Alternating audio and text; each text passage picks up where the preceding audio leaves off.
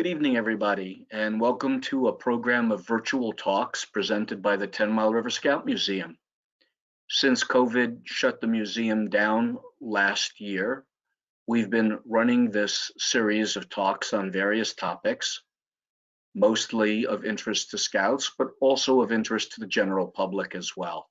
We're glad that you're here to be with us tonight for tonight's presentation. The 10 Mile River Scout Museum is located at the 10 Mile River Scout Camps, which is in Narrowsburg, New York. The 10 Mile River Scout Camps reservation is 12,000 acres. The property was acquired through the Roosevelt back in the 20s. The camps first opened in 1927.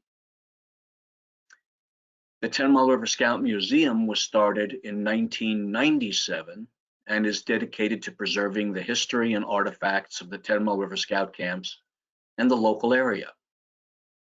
Unfortunately, as I said, the museum has been closed due to COVID, but we did create a virtual tour, and you can take the virtual tour of the museum if you go to the museum's website, tmrmuseum.org/historian. Tonight's webinar is presented using the platform GoToWebinar, and somewhere on your screen you will see something that looks like this with an area for questions. Excuse me for one quick second, Mike, your PowerPoint's not showing. Yes, it is. Oh, my PowerPoint's not showing? Yeah. How about now? Yeah. Well, everyone's missed all those great slides, so I'm going to go back to the beginning of the slides. So this was the first slide, and this is the map of 10 Mile River. And this was the intro I gave. And here's where I said you can take a virtual tour of the museum at tmrmuseum.org/historian. And as I said before, we're using GoToWebinar as the platform to present this, and somewhere on the screen, you're going to see a box that looks something like this with a place for questions. And if you have a question for our presenter, please feel free to enter as many questions as you have, and we'll try to get to as many answers as by the end of the evening. At the end of the evening, if you would stick around and please take a brief survey after our talk, we'd appreciate. The video of this program is going to be available on our YouTube channel in about 3 days. You can interact with the 10 Mile River Scout Museum in a variety of ways at our website, tmrmuseum.org, on our Facebook page, on our Twitter, as well as at our YouTube channel. If you'd like to get in touch with the museum, you can email questions at tmrmuseum.org, and if you want to get in touch with me, it's chairman@tmrmuseum.org. We offer this program free to the public, but we do incur some expense, and if you are so motivated to make a contribution, we would gratefully accept it. You can make your contribution online at tmrmuseum.org/donate. It's my great pleasure to introduce our presenter tonight, Mr. Glenn Pontier. Glenn is a part-time historian. He's very active in Sullivan County. He served in a variety of roles at a variety of organizations around the county. And most recently, he has been the co-director for the summer at the 10 Mile River Scout Museum. So without anything further from me, it's with great pleasure that I turn the program over to Glenn.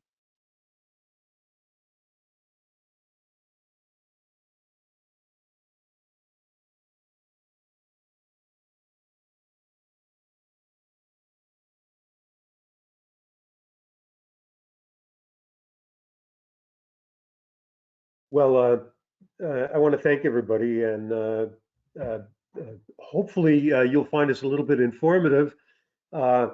the battle at Minisink Ford, the site of the battle is now a park operated by Sullivan County.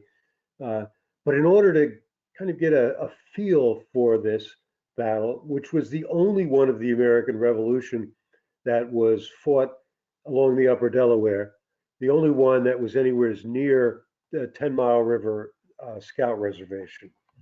And the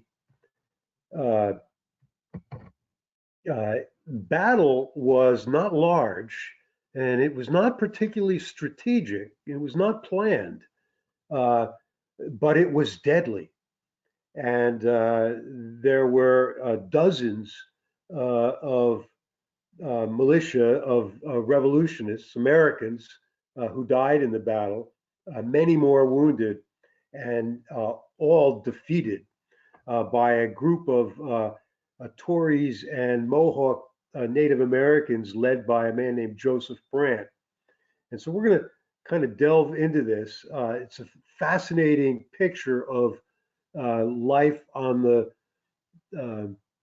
plains in the wilderness back, over 200 years ago. And in order to understand the battle, we need to know a little bit about central New York. And if you remember your Revolutionary War history, you know that most people didn't want the revolution.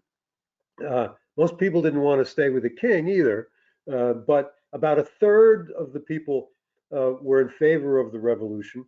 About a third supported the king, and about a third were kind of neutral in the process and could be swayed either way. So some of the efforts of the military and maneuvers were to dissuade or to persuade the people that were in the middle. The other factor that comes to play were the Native American tribes. And New York had two main groups of Native Americans. There were many others, but the two large groups were the Iroquois Confederacy and the Algonquin, which was a linguistic group. And the Algonquin fought with the French, and the Iroquois were allied with the British. But during the Revolution, they started out being neutral, and over time, they sided with the British, with the exception of the Oneidas. So when they ended up siding with the British, one of the British commanders, who was a colonel, his name was Joseph Brant, did several raids down into all the way down to New Jersey. And so he came down along the Delaware River. And in one of his raids, the year of the battle, he came down and burned farms and killed, burned fields and killed men. He spared women and children and kind of created havoc all the way down to Port Jervis, which of course it wasn't known as Port Jervis. It was known as Minisink or Peenpack, or had several names people referred to it. And while he was there, kind of raising hell, the militia from Orange County decided they would repel or they would fight Brant and his raiders. There were about 99. There were less than 100 of Brant's Tories and Mohawk warriors. So a militia formed in Goshen, supplemented by some that came from Warwick and some that came from New Jersey. And by the time they got to Port Jervis, there were about 120. I've seen estimates all the way up to 200 people, and they took off to kind of get Brant. They caught up with Brant in what is now Minisink Ford on the New York side, Lackawaxen on the Pennsylvania side of the Delaware River. And the militia split into two or three. There were two groups and some skirmishers, and they were going to surround Brant as he forded the river, right where the Lackawaxen joins. And somebody fired a gun, either as a warning or as a mistake or shot too early. And Brant and his raiders saw the trap and turned on the militia and separated them and drove them back up the hill, where it's number 2, or actually number 3 on the map, and surrounded them and fought a battle for a day. We're going to talk a lot about Joseph Brant and about John Hawthorne, who was the colonel who led the militia. We know a lot about this battle because both Brant and Hawthorne wrote accounts of it. So we have their accounts of the battle. This is a kind of schematic of the park as it exists today. But if you look in the center, in the middle of the thatched area, which represents kind of the rock cliffs, that's the area that the militia retreated to, and they formed a square, and they held off the Brant's soldiers. You should know that it wasn't, the militia did their best, but they weren't by and large soldiers. They were clerks and store owners and a doctor, and while some of them had rank in a militia, some of them were just farmhands. Brant, on the other hand, was leading seasoned soldiers and Native American warriors. And so Brant's raiders surrounded them. They fought a battle all day, and eventually they broke through the square, and we'll talk a little bit more about it. John Hawthorne is an interesting man. He was the colonel. He was badly wounded at the battle. He did his best, but when it was clear that his lines had been pierced, and Brant's soldiers were overwhelming the militiamen, Hawthorne gave the every man for himself call, and everyone fled. By that time, there might have been 60 men left, and they fled into the woods. Hawthorne himself fled. As I said, he was badly wounded. Hawthorne went on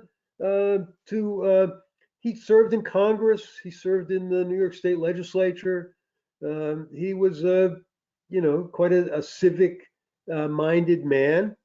And Joseph Brant, on the other hand, was a brilliant strategist, an accomplished man. He was a Native American. He was Mohawk. This is a picture painted of him in London by Gilbert Stuart, who, those of you that know art, know he painted many famous portraits at the time. Joseph Brant, that portrait was painted after the battle, but Brant had been in London before the battle. He went in London and he met King George. He traveled around Europe. He was a Mason. He was educated at Dartmouth. He helped translate the parts of the Bible into Mohawk. He was also a controversial figure even among Native Americans. The British didn't necessarily like him. He didn't necessarily like the British. He didn't get along with them. He didn't get along with all of the Native Americans. He was a mercurial personality. But as I said, he was a brilliant strategist, and he led the forces.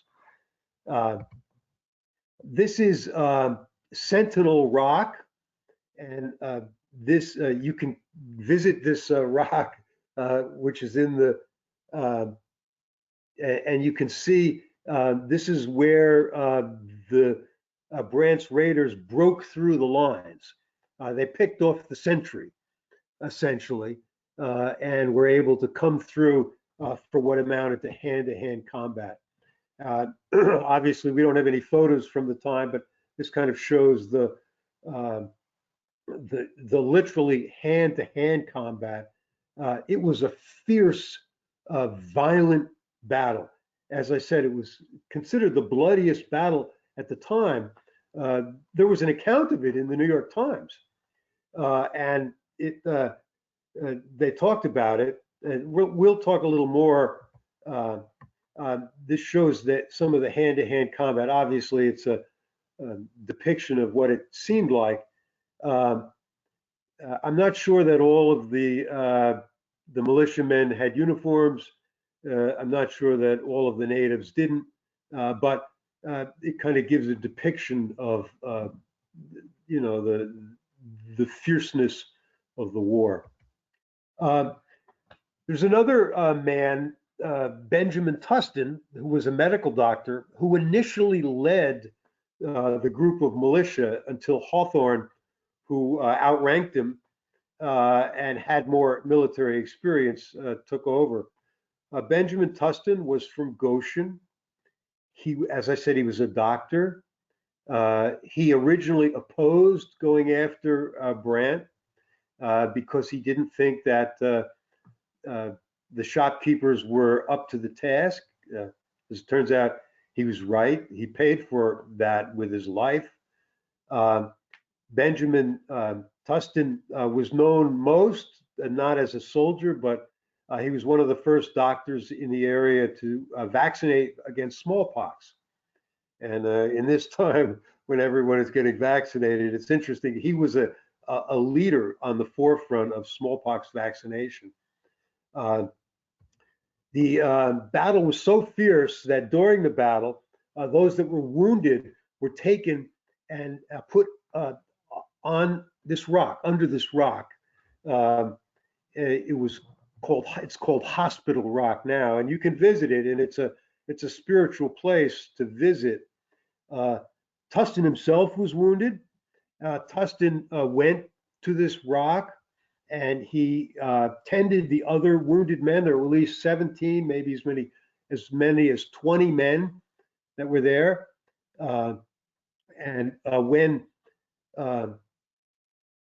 the every man for himself cry was given and everyone fled, they left the wounded. And Brandt's raiders came upon the wounded and they slew them, including Tustin, who did not flee, although he could have, but he stayed with the others that were wounded, and all of them were killed. There is talk that one man was not killed, and this is because when Brandt was there, the man gave the sign of the Masons. And as I said, Brandt was a Mason, and he spared this one man's life and took him prisoner.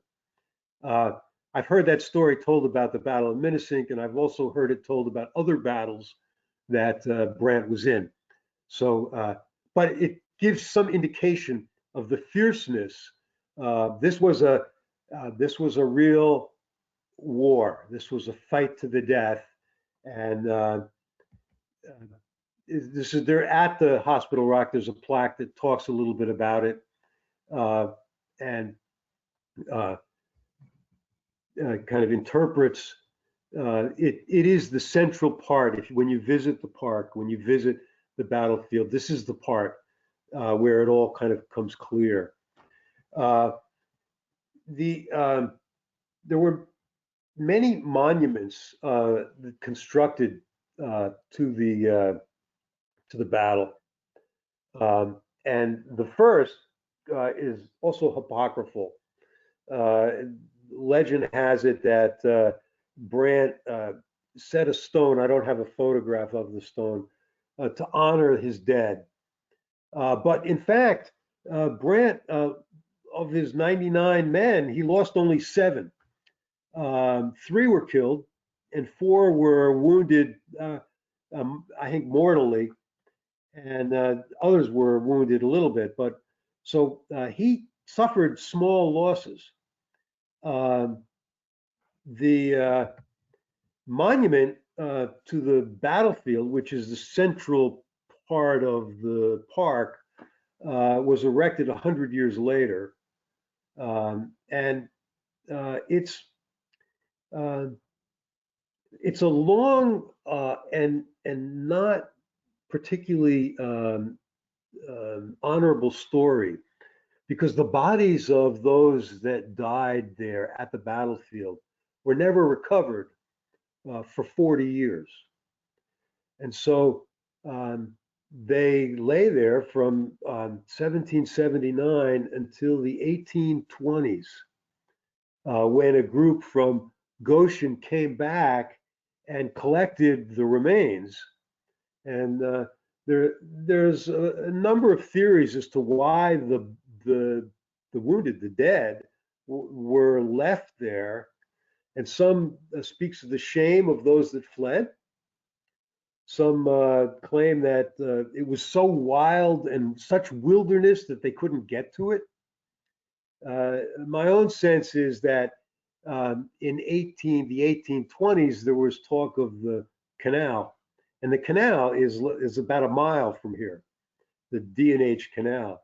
And my sense is that in the 1820s, people realized that the bodies, the remnants would be discovered, and they went back and they collected them. It's one of those parts of history that I don't think we'll know exactly why. But since that time, there's been a lot of effort to memorialize those who fell, and this was erected 4 years ago, and it's the list of the 46 men that we know died at the battle. I believe there were more, and I've seen estimates as high as 90 or more people that died.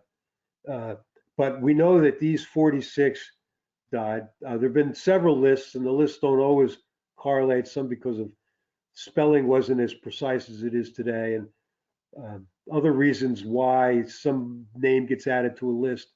Those of you that are historians know that collecting a list of people is difficult, but nonetheless, this was erected just 4 years ago by the Delaware Company to memorialize those who gave their life at the Battle of the Minisink.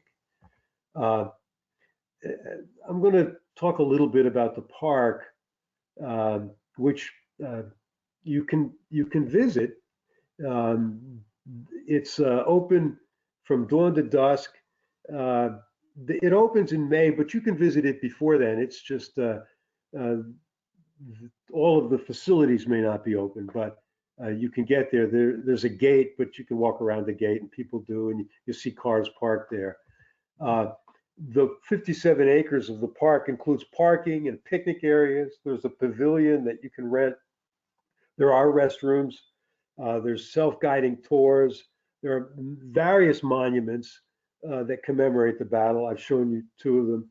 There is an interpretive center with some displays, and there's some other features on the property. The trail complex is extensive, mostly moderate or mild. This shows it very wooded. It was clearly a wilderness area then, and it still is. This is the pavilion with restrooms in the back. There's displays.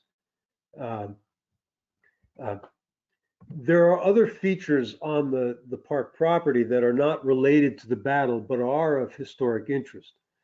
And those of you from 10 Mile River know that there are, I believe it's 3 Indian rock shelters on the TMR properties. This is a 4th. This is not on the TMR properties, but this is a rock shelter that was used by Native Americans maybe 4,000 years ago before the Iroquois Confederacy, before the Lenape, and there's a spring nearby.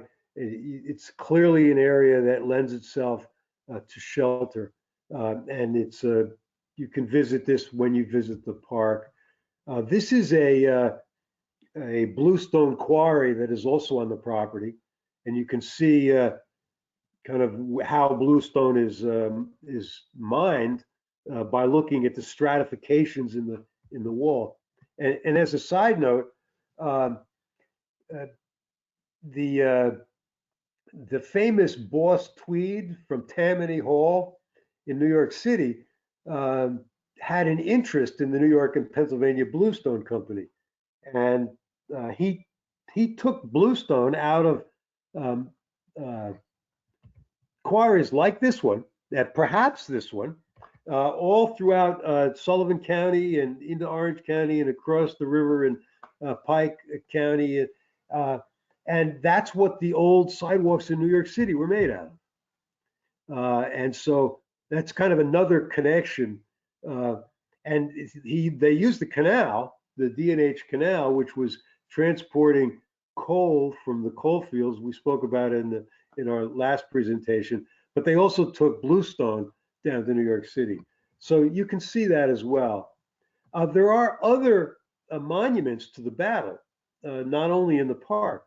And this is a grave of an unknown soldier that was killed in the battle, and it's across the river in Lackawaxen, Pennsylvania. And you know, when you hear about a tomb of an unknown soldier, of course you think of Arlington Cemetery and Washington, or you know that. But there are many tombs or graves of unknown soldiers, not just in Arlington, and this is one of them. And there was the remains found of a body, and it is buried here in this graveyard in Lackawaxen, Pennsylvania, across the river. Also buried in the cemetery is Zane Grey and his wife Dolly. But Zane Grey, the famous writer of Western novels and fishing tales and sports stories. And this is a Minisink monument in Goshen.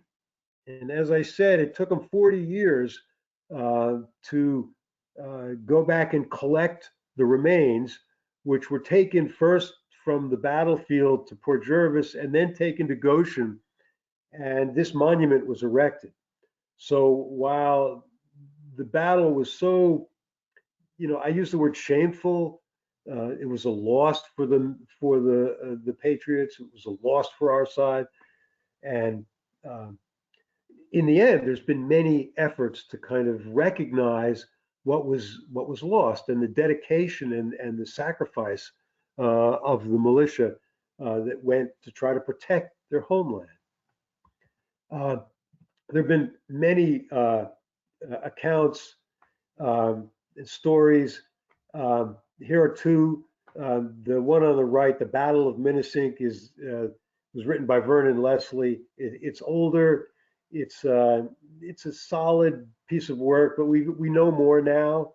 And the one on the left, So Many Brave Men, is really kind of the definitive account now of the Battle of Minisink. And if you really want to get an understanding for what happened, I suggest you get that book. But in the meantime, you might want to go to look the Battle of Minisink, look up Joseph Brant, look up Colonel Hawthorne on Wikipedia, or you know, put them in Google, and it's a fascinating story of people that gave their lives, faced forces overwhelmingly, you know, skilled against them, in an effort to kind of protect what they thought was the best way to do it, to protect their land. As I said, both Joseph Brant and and Hawthorne went on to lead, relatively long lives. I don't believe they ever met after the battle, but they did, as I said, both wrote accounts of it and describe essentially. So we know, the outline of the battle as I've talked about it. Again, so many brave men. I have a copy. It's a good book. Peter Osborne, some of you may know. He used to be the director of the Neversink Valley Historic Society, Fort Decker in Port Jervis. And so with that, I'm going to open it up to questions.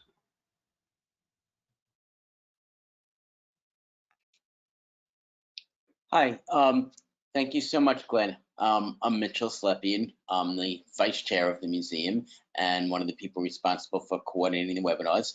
I just want to say thank you. Everything was really interesting. I learned a lot, and I think a lot of people also did. And let's jump in a little bit. Is the town of Tustin named in honor of Dr. Tustin? Yes, it is. It's interesting because it's named after Tustin. I don't believe he was ever in what is now geographically the town of Tustin.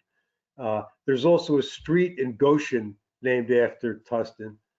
There is a Tustin, California, but it's spelled Tustin, and it has no relationship. But the town of Tustin is named in honor of this man. Great. And I know you spoke about Joseph Brant during the course of our discussion and his alliance with the Brits. And I guess to the best of my knowledge, some of the things that I don't always remember from the fourth grade social studies classes, why were they allied with the Brits? It seemed that some of the different Native Americans were, and some might have been allied with the French. Well, it's a it's an interesting question because the Iroquois Confederacy was 6 different Indian nations, 5 originally and then 6, and they didn't always agree. And so when the Revolutionary War broke out, they opted for neutrality, although the Mohawk were more pro-British. And eventually, they all sided with the British. And there are several reasons for that. But as you know, the British and the French, fought. We have the French and Indian War in our history here that predates the American Revolution, and then we were part of Britain, and we fought against the French, which were the Algonquin, and so the French sided with the Algonquin, and the Iroquois Confederacy sided with the British. So they'd been allies. As I said, Joseph Brant traveled in England before the Revolution. He was British. We were all British, and so even though he was Mohawk, he went to Great Britain. He, as I said, he met the king. He also met George Washington. So he was a well-traveled, very relatively famous man. So why he sided with the British, I'm not sure exactly, but I do know that he later moved to Canada after the war and was given a large tract of land that was settled on by some of his tribesmen. There's a Brantwood in Canada is named after him. So there's a lot of our history is related. Tustin named after Tustin, and places in Canada named after Brant. Sullivan County. I talked about the conflict in central New York, and Sullivan County is named after General Sullivan, who was never in Sullivan County, who was a terrible man, who was sent by George Washington to the central part of New York to destroy Indian villages. And there are documents that you can read where Washington essentially says, go destroy the villages and kill all the women and children. And so Sullivan did. He went to central New York and he burned every Mohawk village he could find. and destroyed their crops and girdled their fruit trees. The Mohawk were extensive growers of fruit and apples, and he destroyed those. And as a result of that, George Washington, who we think of as the father of our country, is known as the destroyer of villages to native peoples. So if you ask about George Washington to people from the Mohawk or other Iroquois tribes, they'll tell you Washington was not a hero. So it's interesting, which side. So the fact that Brant ended up on the side of the British, in retrospect, clearly he was on the wrong side, but at the time, he was protecting his people. Thank you. Next couple of questions. Why Goshen for the monument county seat, and was Sullivan County part of Orange County? Well, that's a good question. I don't. At one point, the Sullivan and Orange were connected, so I'm not sure when they split.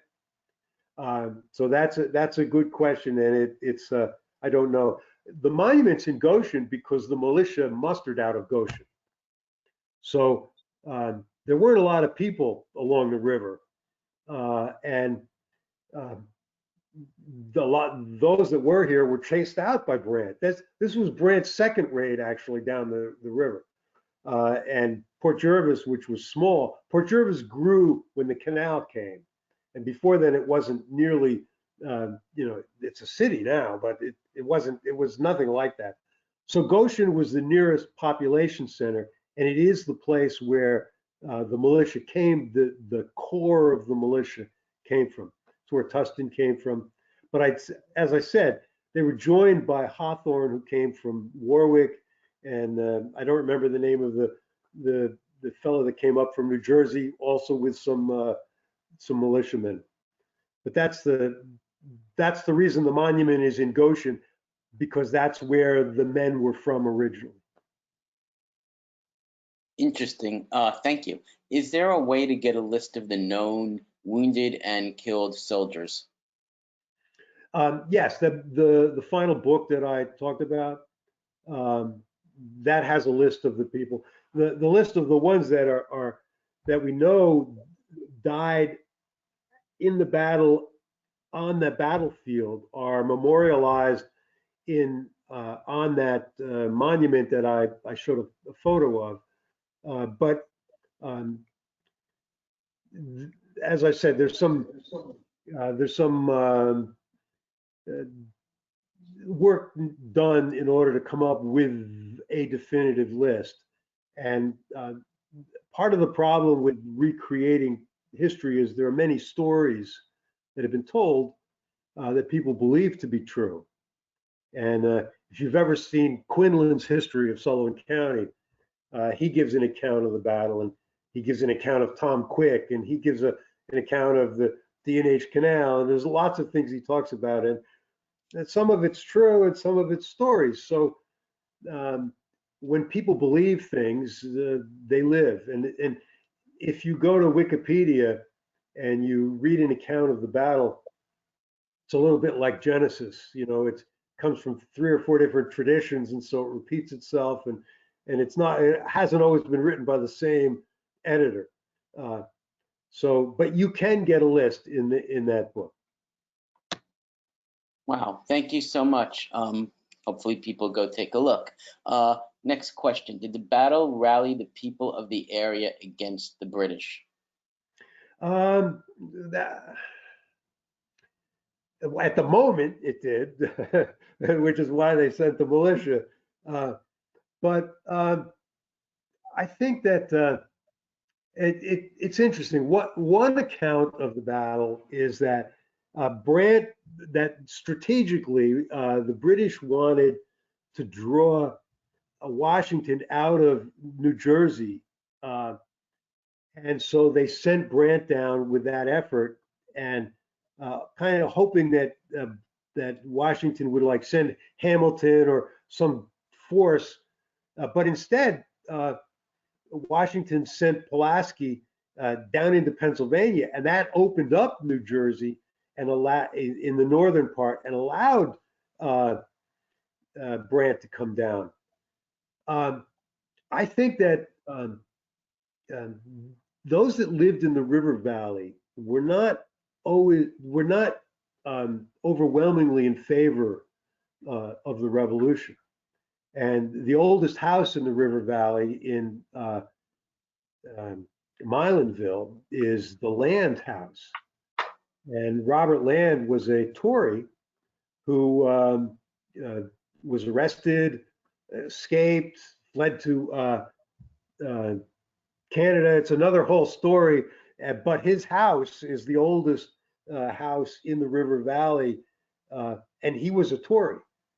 I think that after the battle, I don't think it became the rallying cry because I think people were ashamed.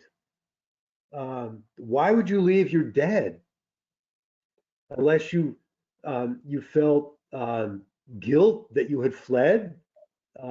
So those that stayed and fought died, and those that fled.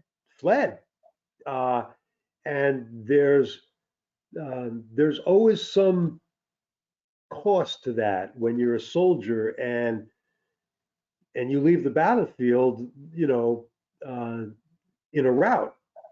And so I'm not sure that they all went back and said, "Hey, we just fought this great battle against, Joseph Brant." I think they went home and kept quiet, and nobody went to pick up the bodies. I mean, nowadays, there's an ethic in the armed forces that you don't leave the bodies behind, So when did that develop? How did that happen? So it's an interesting way, but I don't think it became there was an account in the New York Times, and I believe in the Philadelphia papers at the time, and they talked about this bloody battle, and that may have rallied people. But it also may have emboldened those people that were pro-British because the British won. So it's hard to popularize a battle that you've lost as a rallying cry. So and that's my take on it. There might be others who would look at it a little differently. Great. We're going to wrap it up with the last couple of questions and some interesting comments and things that I learned helping moderate. When did Washington HQ in Newburgh in relation to the massacre? Well, 1779 was the massacre. I don't know when Washington was in Newburgh, so I'm such a local poor historian that I don't know. That's a really good question, but July 22nd, 1779. So a quick Google search will tell you. I do want to tell one other little story about Joseph Brant, because if you went to school in New York, you know that I think it's 4th grade, they teach local history. And so we learned local history, which of course included the Battle of Minisink. I went to school in Port Jervis, and Port Jervis had been raided. And as the story goes, while Brant was brutal, harsh, he's also referred to as Monster Brant, and was at the time. He had a take no prisoners attitude at the Battle of Minisink. So we're not talking about we're talking about a fierce soldier that didn't have the same kind of military code that we have today. But he was known, and we were taught that he always spared women and children, particularly women and girls.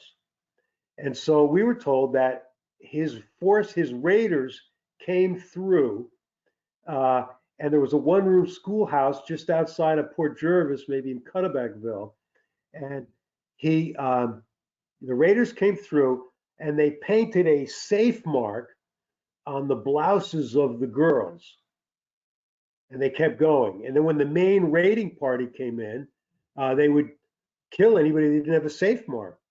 And we were told that the girls, while the paint was still dry, was still wet, the girls pressed their chests up against the chests of the boys, so the mark transferred onto their clothes. and then they hid the teacher in the woodpile. And so when the main force came through, there was nobody to kill and everyone was spared. That was the apocryphal story that we were taught in the 4th grade in Port Jervis in the old Sullivan Avenue school. Interesting. I remember learning a lot about American history in the 4th and 7th grades in New York City schools. Anyway, so a couple of quick things. It looks like we have some Googling here that said 1782 established in Newburgh. And then interesting comments that we have is that one of the scouts was asked, that a number of scouts when he was a kid were asked to do a reenactment of the battle, and he participated in it. And then we have another woman who had mentioned that she recently found out that Captain Bazile Tyler III is her 3rd cousin and shares the same grandfather who came from England. And on that note, I don't see any other questions, but if anybody does have any questions about the museum, this webinar, or future programs, feel free to contact us. And I am going to bring it back to Michael to give us a wrap up. And thank you so much, Glenn, and this was fantastic. Okay, Michael. Hi, I'm here. Glenn, are you still there? I am. There was a massacre that happened further up towards 10 Mile River. Yeah. You know the one I'm talking about? I do, in the old Tustin settlement by what is now the Stone Arch Bridge. And when did that occur in relation to this battle? That was in the, it was early, it was before the Revolutionary War. Okay. I believe it was before the French and Indian War, but it was, I want to say 1730, but it might have been even earlier. And that was Native Americans who came through and essentially wiped out what was the old Tustin settlement at the time. And do we know which Native Americans were involved in that one? I don't, but if I was guessing, I think it was the Susquehanna, which was another Native American tribe that the Native Americans that largely claimed this area were the Lenape, Right. that lived a little more further south, and they traded with the Mohawk, but they were enemies with the Susquehanna. Right. And so I believe it was the Susquehanna, but I don't know. And you're going to get me to doing a little bit of research, so thank you. No, thank you. As always, you delivered a superb history, and your knowledge and facility with what's gone on in Sullivan County always amazes me. So I appreciate that, and thank you. I hope everybody else listening enjoyed it as much as I did. I will say that next week, the museum will be offering a program on ice fishing at 10 Mile River with Carl Lindsay. Carl Lindsay is a longtime wildlife specialist with the Department of Environmental Conservation, and for many, many years, he has sponsored a youth ice fishing day on Crystal Lake at 10 Mile River. So I'm looking forward to Carl's talk on ice fishing. I want to remind all of you again that there is a virtual tour of the museum, and scouts can earn the 2020 historian patch by taking the virtual tour at tmrmuseum.org/historian. And the museum is selling this 6-inch back patch to commemorate this last year of COVID-19. You can order the back patch at the museum's online store at the web address that you see on there. Now that the weather is teasing us with hints of spring, and 10 Mile River, in fact, may be opening for the summer. The Greater New York Councils is certainly making plans as if 10 Mile River will be able to open for the summer and going into the spring. I want to let everybody know that the 10 Mile River Scout Museum sponsors the 10 Mile River Historical Trails Award, and scout troops and scouts who hike either 10 miles, 14 miles, 30 miles, or even 50 miles can earn the Historical Trails Medal and the patch. And when you do more than 10 miles, you can earn one of the little arrowhead devices. You can get more information about it, again, from the 10 Mile River Scout Museum. Go to tmrmuseum.org.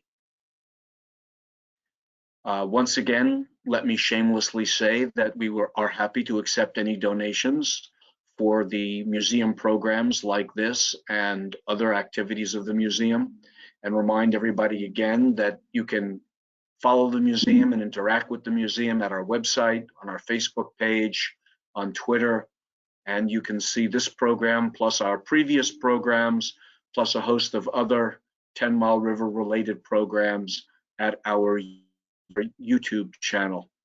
So I want to thank everybody again for joining us tonight, and I hope you all join us again next week for ice fishing. Have a good night.